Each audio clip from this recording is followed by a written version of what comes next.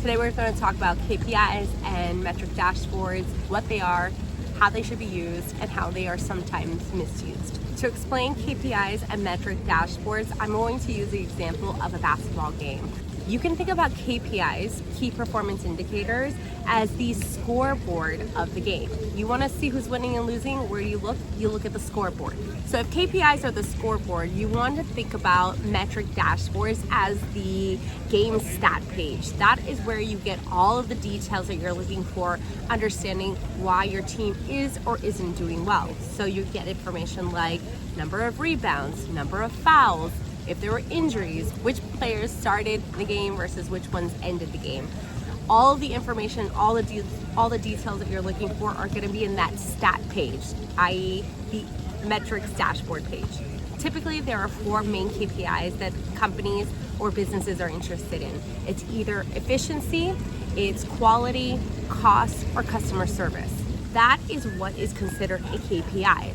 So let's contextualize this because I feel like it's still not 100% clear about what is a KPI. So let's give some examples. So for efficiency, what are some KPI metrics that you can measure? Well, the first one could be on-time delivery. How often do I finish a project on time? The other one is resource utilization. So how often are your resources actually billing to client billable hours, and trying to help increase that over time could be a metric.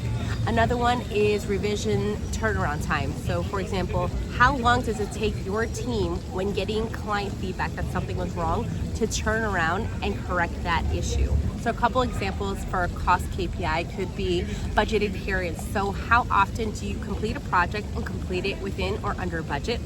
Another one could be the cost per acquisition. So maybe your cost per acquisition right now is really high and you want to help reduce that over time. That could be a KPI.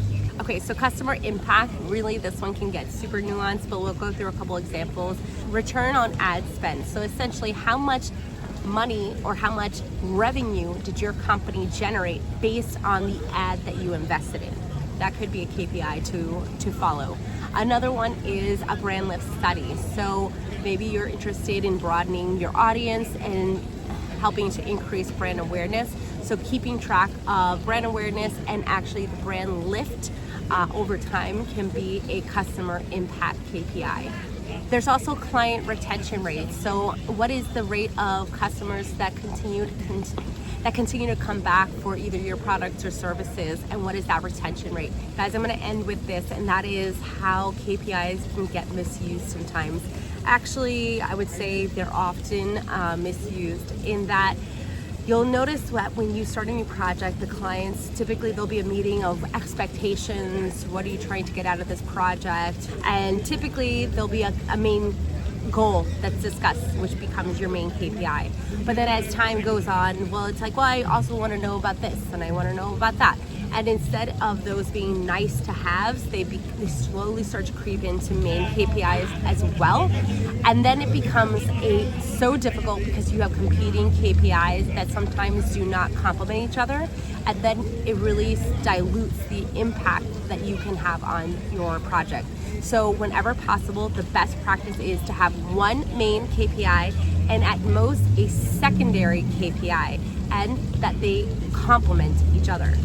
Guys, I hope you found this video helpful. If you have, please hit that like button below. Next week, I'll be talking about another topic when it comes to operations to help clarify and demystify what operations is. Until next time, bye.